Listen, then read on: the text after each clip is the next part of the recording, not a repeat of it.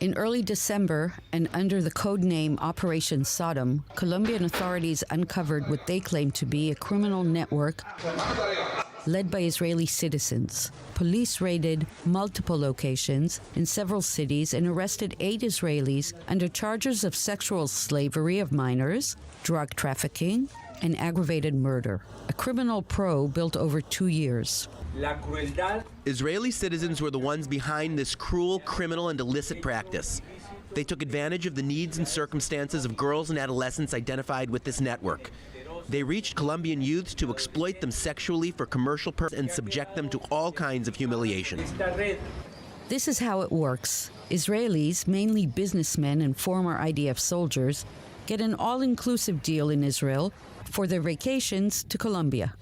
The package offers a room in a pre-arranged Israeli-run hostel, trips across the country, yacht parties, drugs, and a special service, a highly requested one, of sexual encounters with local women, many of them minors.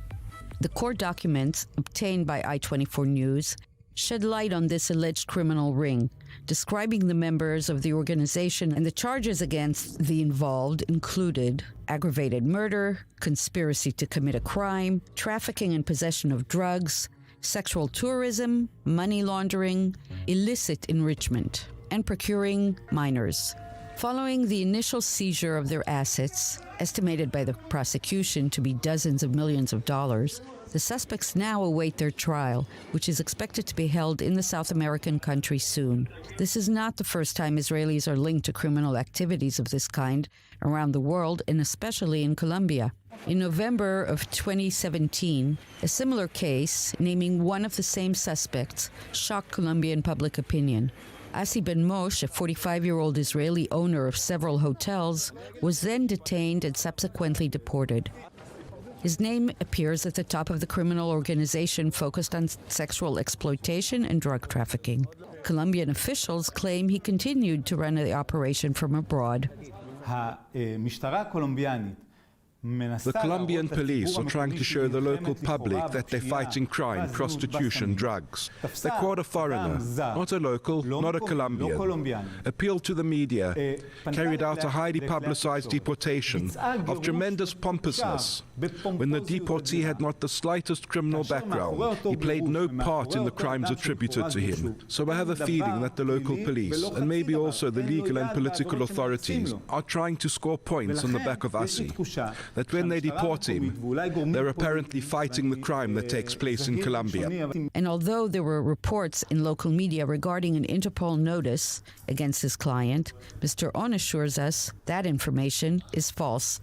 Assi has no enemies, no Israeli enemies, and no Colombian enemies.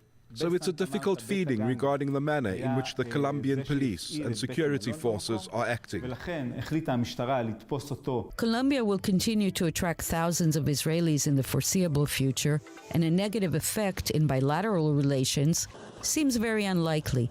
But with criminal charges piling up, the question is, how will Israelis be welcomed by locals now that these allegations have come out? In Colombia, although it is on the news, it is something minor. It is not something that gets a lot of focus in the news.